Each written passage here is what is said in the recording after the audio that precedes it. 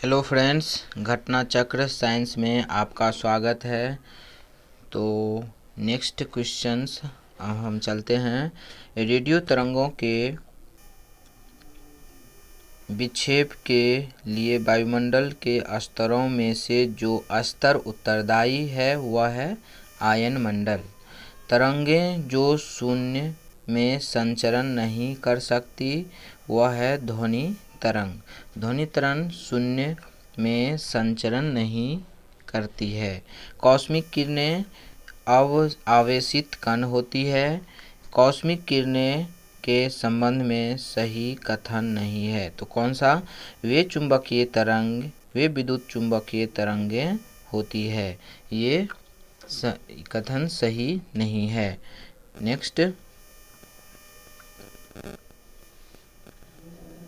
दो उत्तरोत्तर श्रृंग अथवा दो उत्तरोत्तर गर्त के बीच की दूरी को कहते हैं। तो क्या कहते हैं? तरंगदैर्घ्य कहते हैं। दो उत्तरोत्तर श्रृंग सक्सेसिव कैरेट्स अथवा दो उत्तरोत्तर गर्त सक्सेसिव थ्रॉट्स के बीच की दूरी को कहते हैं। तो क्या? तो तरंगदैर्घ्य कहते हैं, वेवलेंथ कहते हैं। क्रिस्टल की संरचना जानने के लिए प्रयोग में लाया जाता है तो एक्स किरणों को प्रयोग में लाया जाता है। क्रिस्टल की संरचना जानने के लिए प्रयोग में लाया जाता है तो किस किरण की? तो एक्स किरण की प्रयोग में लाया जाता है। नेक्स्ट क्वेश्चन, एक रडार जो शत्रु के वायुयान की उपस्थिति का पता लगाता है प्रयोग करता है क्या चीज़? तो रेडियो तरंग का प्रयोग करता है। एक रडार जो शत्रु के वायुयान की उपस्थिति का पता लगाता है तो प्रयोग करता है क्या चीज़? रेडियो तरंग का प्रयोग करता है। जब समतापमंडल में ओजोन का अवक्षय होता है तो पृथ्वी के धरातल पर पतित विकिरण की तरंगदैर्घ्य होती है कितना? 10⁻⁻7 m होती है। जब समतापमंडल में ओजोन का अवक्षय होता है तो पृथ्वी के धरातल पर पतित विकिरण की तरंगदैर्घ्य होगी क्या चीज़? 10⁻⁻7 m होगी। रात्रि दृष्टि उपकरणों में प्रयोग किया जाता है तो अवरक्त तरंगों का प्रयोग किया जाता है। दूर संचार के लिए प्रयुक्त तरंगें हैं तो कौन सा? माइक्रोवेव तरंग हैं। दूर संचार के लिए प्रयुक्त तरंगें हैं तो माइक्रोवेव तरंगें हैं। FM प्रसारण सेवा में प्रयुक्त होने वाले आवृत्ति बैंड का परास होता है कितना? तो 88 से 108 मेगाहर्ट्ज के मध्य होता है। आंतों के रोगों के निदान में उपयोग किया जाता है तो एक्स किरणों का प्रयोग किया जाता है। आंतों के रोगों के निदान में उपयोग किया जाता है तो किसका? एक्स किरणों का उपयोग किया जाता है। सीटी स्कैन करने में प्रयोग में लाई जाती है तो एक्स किरणें प्रयोग में लाई जाती है। सीटी स्कैन प्रयोग में लाई जाती है तो एक्स किरणें प्रयोग में लाई जाती है। नेक्स्ट टॉपिक है ध्वनि माध्यम।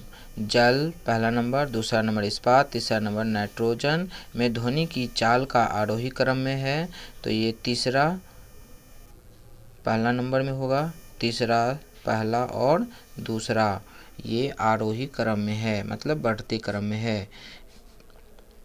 ध्वनि के वेग अधिकतम होता है किसमें? धातु में। ध्वनि का वेग अधिकतम होता है किसमें? तो धातु में। यदि VA, VW, VS क्रमशः वायु, जल और इस्पात में ध्वनि की गति होगी तो VA less than VW less than VS।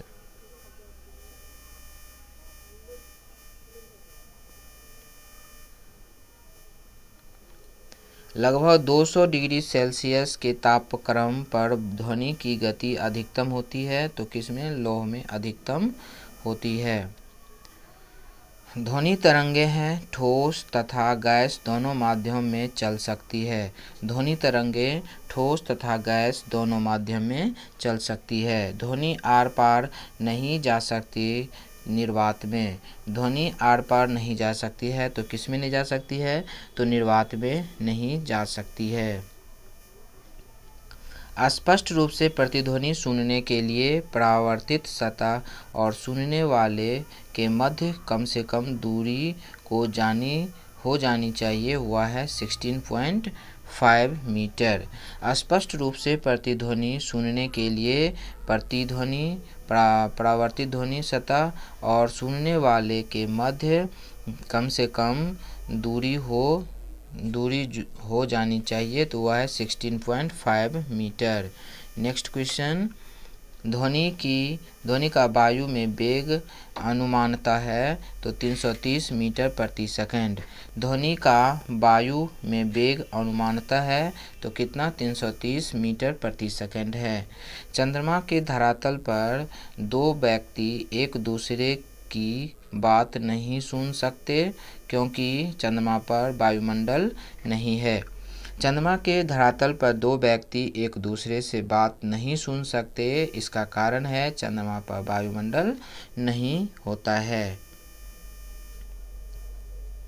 एक अंतरिक्ष यात्री अपने सहपाठी को चंद्रमा की सतह पर सुन नहीं सकता क्योंकि ध्वनि प्रचारित करने का माध्यम नहीं है।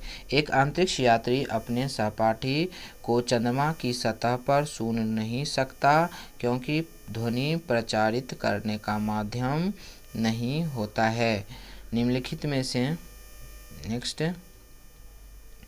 निम्नलिखित कथनों पर विचार कीजिए। पहला नंबर में है, कम लंबाई की बांसुरी से निम्न आवृत्ति की तरंगें उत्पन्न होती है।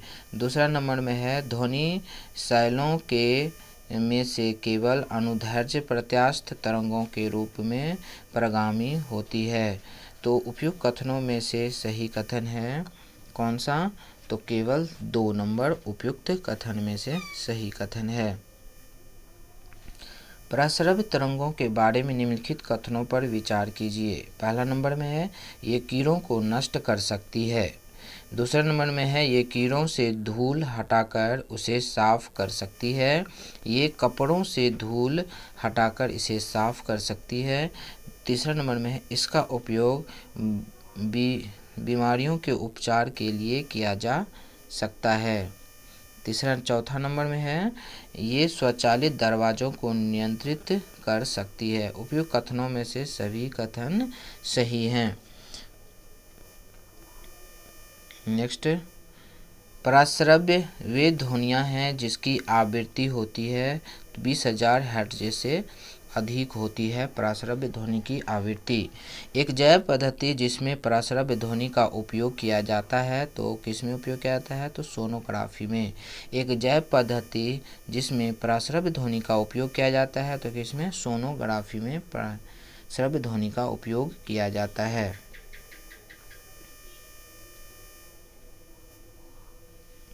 चमगादड़ अंधेरी रातों में उड़ सकता है और अपना शिकार भी कर सकता है। इसका कारण है वे पराध्वनि तरंगे निकालते हैं और उन्हीं के द्वारा निर्देशित होते हैं।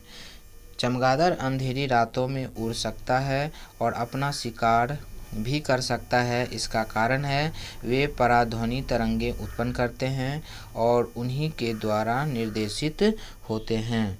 नेक्स्ट क्वेश्चन है, निम्नलिखित कथनों पर विचार कीजिए। पहला नंबर में है, हृदय अपक्षय आवृत्ति पर कंपन करता है। दूसरा नंबर में है, ध्वनि की गति गैस में द्रव ठोस की तुलना में अधिक होती है। चौथा नंबर में है, मैक संख्या ध्वनि की गति वर्णित करने के लिए प्रयोग में लाते हैं। चौथा नंबर में है, प्रस्रव्य ध्वनि की आवृत्ति 20,000 हर्ट्ज से अधिक होती है।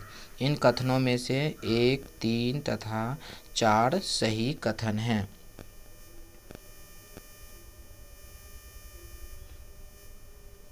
नेक्स्ट, पराध्वनिक जेट की उड़ान के कारण नुकसान होता है तो ओजोन परत का नुकसान होती है।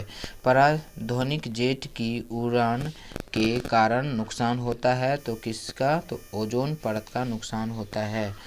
कथन: समुद्र के निकट मैक संख्या 1 पर आ जा रहे वायुयान की चाल की तुलना में 15 किलोमीटर की ऊंचाई पर मैक संख्या 1 पर जा रहे वायुयान की चाल अधिक होती है। कारण है ध्वनि की गति परिवर्ती माध्यम के ताप पर निर्भर करती है। तो ए गलत है परंतु आर सही है, मतलब कारण सही है, कथन गलत है। डेसिबल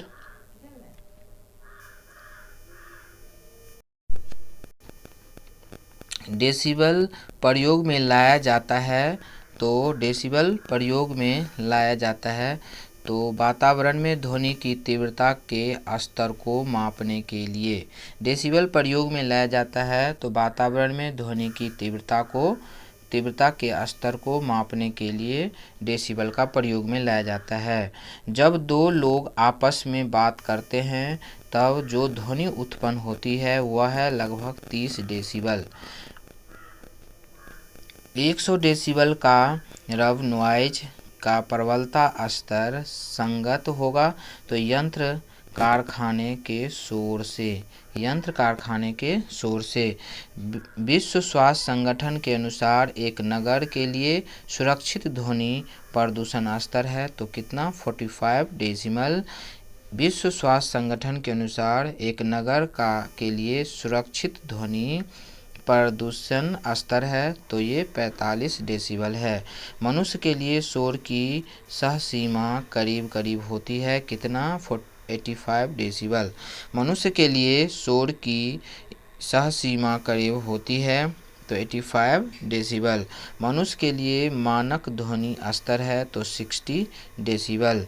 मनुष्य के लिए मानक ध्वनि स्तर है तो कितना, 60 डेसिबल होता है।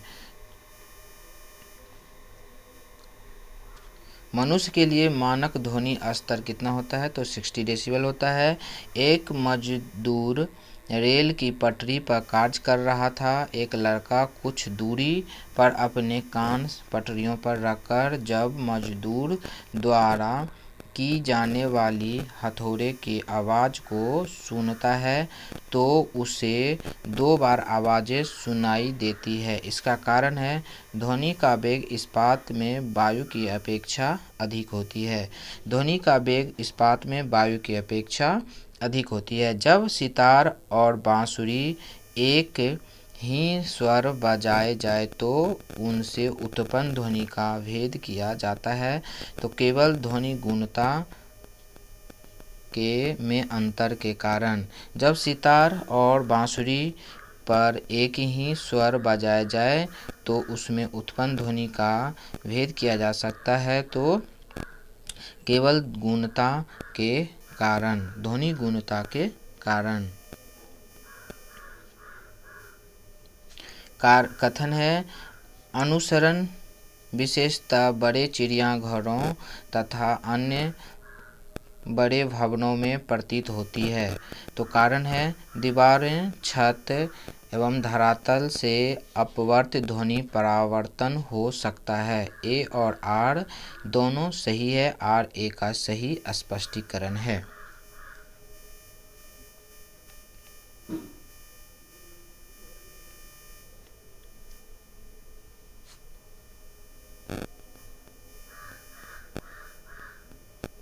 निम्नलिखित कथनों पर विचार कीजिए। पहला नंबर में है विस्तृत रूप से प्रयुक्त संगीतिक स्वरग्राम जिसे द्विटोनी स्वरग्राम कहते हैं 7 आवृत्तियों वाला होता है।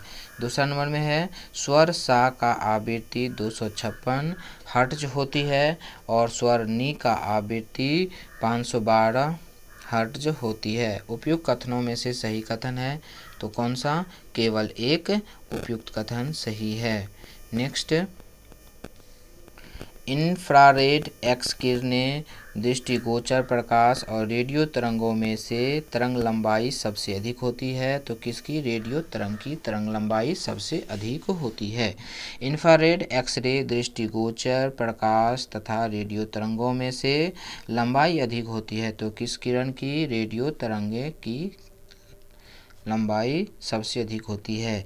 एक टीवी सेट को चलने के लिए टीवी रिमोट नियंत्रण इकाई द्वारा प्रयोग किया जाता है। तो रेडियो तरंगों का प्रयोग किया जाता है। एक टीवी सेट को चलाने के लिए टीवी रिमोट नियंत्रण इकाई द्वारा प्रयोग किया जाता है। तो तरंगे रेडियो तरंगे का प्रयोग किया जाता है। टेलीविज़न के दूरस्थ नियंत्रण के लिए जिस विद्युत चुम्बकीय विकिरण का उपयोग किया जाता है वह है अवरक्त विकिरण।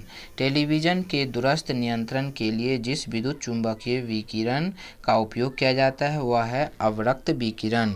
वह विद्युत चुम्बकीय विकिरण जो टेलीविज़न के दूरस्थ नियंत्रण के लिए प्रयोग में लाया जाता है तो कौन सा? अवरक्त विकिरण। जब टीवी का स्विच ऑन किया जाता है तो श्रव्य और दृश्य दोनों एक साथ शुरू होते हैं। जब टीवी का स्विच ऑन किया जाता है तो श्रव्य और दृश्य दोनों एक साथ शुरू होते हैं। दूरदर्शन प्रसारण में चित्र संदेशों का संचरण होता है तो आयाम मॉड्यूलेशन द्वारा। दूरदर्शन प्रसारण में चित्र संदेशों का संचरण होता है तो किसके माध्यम से? आयाम मॉड्यूलेशन के द्वारा। टेलीविज़न प्रसारणों में श्रव्य तरंगों को प्रेषित करने के लिए प्रयुक्त तकनीकी है तो आवृत्ति आरोपण। टेलीविज़न प्रसारणों में श्रव्य संकेतों को प्रेषित करने के लिए प्रयुक्त तकनीकी है तो आवृत्ति आरोपण। एक रेडियो स्टेशन से 30 मीटर बैंड पर प्रसारण प्राप्त होता है। इस स्टेशन द्वारा प्रेषित बैक तरंगों की आवृत्ति होगी 10 मेगाहर्ट्ज होगी। कथन: रेडियो तरंगे चुंबकीय क्षेत्र में वंकित हो जाती है। कारण है रेडियो तरंगों की प्रकृति विद्युत चुंबकीय है। तो इसका आंसर होगा ए गलत है परंतु आर सही है। नेक्स्ट चैप्टर विद्युत धारा। एक 100 वाट का बिजली का बल्ब 10 घंटे जलाकर 5 रुपये प्रति यूनिट की दर से विद्युत खर्च होगा तो कितना होगा? 5 रुपया ही होगा।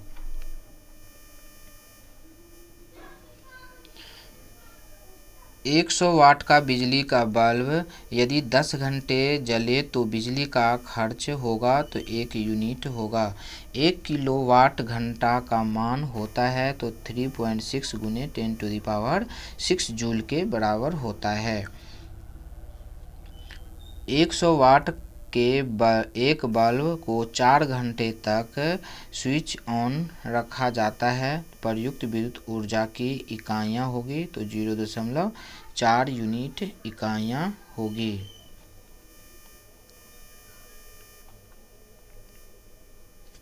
बिजली की खपत का बिल आरोपित होता है तो किलोवाट प्रति घंटा के मापने पर। बिजली की खपत का बिल आधारित होता है तो ये किलोवाट प्रति घंटा के मापने पर। यदि 60 वाट का बल्ब प्रतिदिन 5 घंटे प्रयोग किया जाए तो 30 दिन में बिजली खर्च होगा तो 9 यूनिट बिजली खर्च होगा। एक मकान में 2 बल्ब लगे हैं, उनमें से एक दूसरे से अधिक प्रकाश देता है तो सही कथन है कम प्रकाश वाले बल्ब में रेजिस्टेंस अधिक होता है।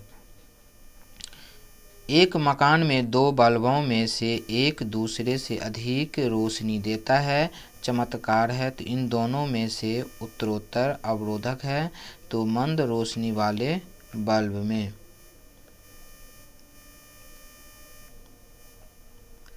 डायनेमो जिसे बिजली उत्पादन हेतु कथित रूप से प्रयोग में लाते हैं यह वास्तव में है क्या चीज़? ऊर्जा का परिवर्तक परिवर्तक होता है।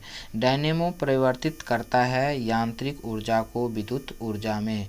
डायनेमो परिवर्तित करता है किसमें? यांत्रिक ऊर्जा को विद्युत ऊर्जा में परिवर्तित करता है। टरबाइन व डायनेमो से बिजली प्राप्त करने में विद्युत ऊर्जा में परिवर्तित करते हैं मैकेनिकल ऊर्जा को। टरबाइन व डायनेमो से बिजली प्राप्त करने में विद्युत ऊर्जा में परिवर्तित करते हैं तो मैकेनिकल ऊर्जा को। जब वैद्युत ऊर्जा गति में परिवर्तित होती है तब है ऊष्मा की कोई हानि नहीं होती है। जब वैद्युत ऊर्जा गति में परिवर्तित होता है तब है ऊष्मा की कोई हानि नहीं होती है। विद्युत ऊर्जा को यांत्रिक ऊर्जा में बदलने वाली युक्ति है तो कौन सा? विद्युत मोटर। विद्युत ऊर्जा को यांत्रिक ऊर्जा में बदलने वाली युक्ति है क्या चीज़? तो विद्युत मोटर। ऐसा उपकरण जो रासायनिक ऊर्जा को विद्युत ऊर्जा में परिवर्तित कर दे वह कहलाता है बैटरी। ऐसा उपकरण जो रासायनिक ऊर्जा को विद्युत ऊर्जा में परिवर्तित कर दे वह कहलाता है क्या चीज़? बैटरी कहलाता है। कम वोल्टेज पर कार्य करने पर विद्युत मोटर प्रायः जल जाते हैं क्योंकि वे अधिक विद्युत धारा खींचते हैं जो वोल्टेज के प्रतिलोमानुपाती होता है। कम वोल्टेज पर कार्य करने पर विद्युत मोटर प्रायः जल जाते हैं क्योंकि वे अधिक विद्युत धारा खींचते हैं जो वोल्टेज के प्रतिलोमानुपाती होता है। मोटर कार बैटरी के संबंध में निम्नलिखित कथनों पर विचार कीजिए। पहला नंबर में है वोल्टता सामान्यतः 12 वोल्ट होती है। दूसरा नंबर में है प्रयुक्त विद्युत अपघट्य हाइड्रोक्लोरिक अम्ल होता है। तीसरा नंबर में है इलेक्ट्रोड सीसा और ताम्र होते हैं। चौथा नंबर में है धारिता को एम्पियर घंटा में व्यक्त करते हैं। उपयुक्त कथनों में से सही कथन है 1 और 4 सही कथन है। वह धातु जो रोशनी के बल्बों में फिलामेंट के रूप में प्रयोग होती है तो क्या चीज़? टंगस्टन।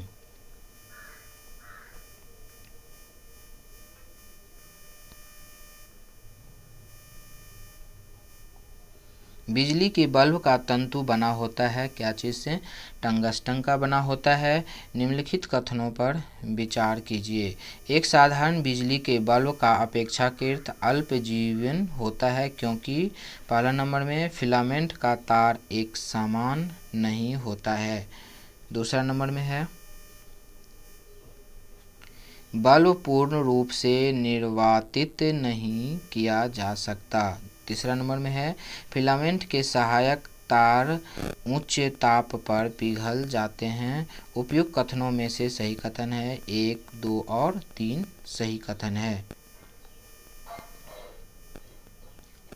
जलते हुए विद्युत बल्ब के तंतु का ताप सामान्यतः होता है 2000 डिग्री सेल्सियस से 2500 डिग्री सेल्सियस।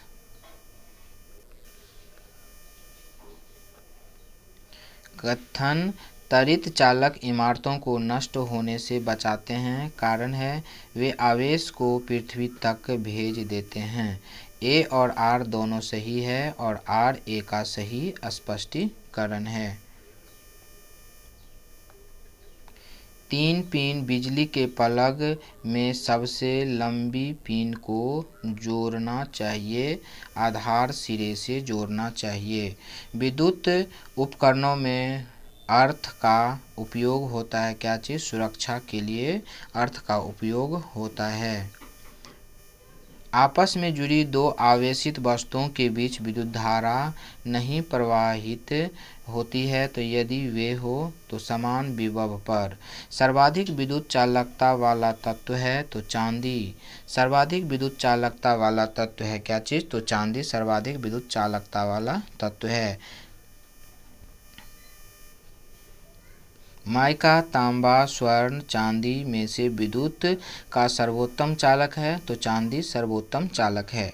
माइका, तांबा, स्वर्ण तथा चांदी में से विद्युत का सर्वोत्तम चालक है तो चांदी सर्वोत्तम चालक है। मेंज विद्युत परादय में फ्यूज का प्रयोग एक सुरक्षा युक्ति के रूप में होता है। फ्यूज के विषय में सही कथन है। इसका गलनांक निम्न होना आवश्यक है। इसका गलनांक क्या होना आवश्यक है? निम्न होना आवश्यक है। फ्यूज का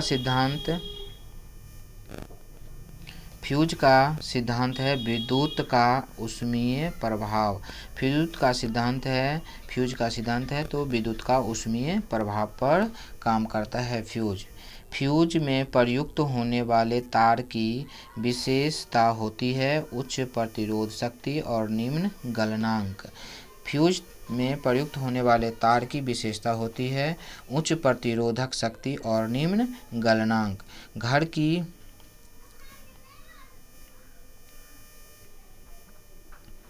घर की सुरक्षित विद्युत सप्लाई के लिए उपयोग में लाने वाली फ्यूज तार जिस धातु की बनी होती है उसका गलनांक कम होता है, प्रतिरोध अधिक होता है। हैलोजन लैंप का तंतु बना होता है टंगस्टन सोडियम की मिश्र धातु का।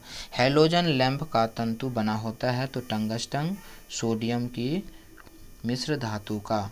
थैंक यू दोस्त, वीडियो देखने के लिए। जाते जाते लाइक और सब्सक्राइब ज़रूर कर दें। Thank you.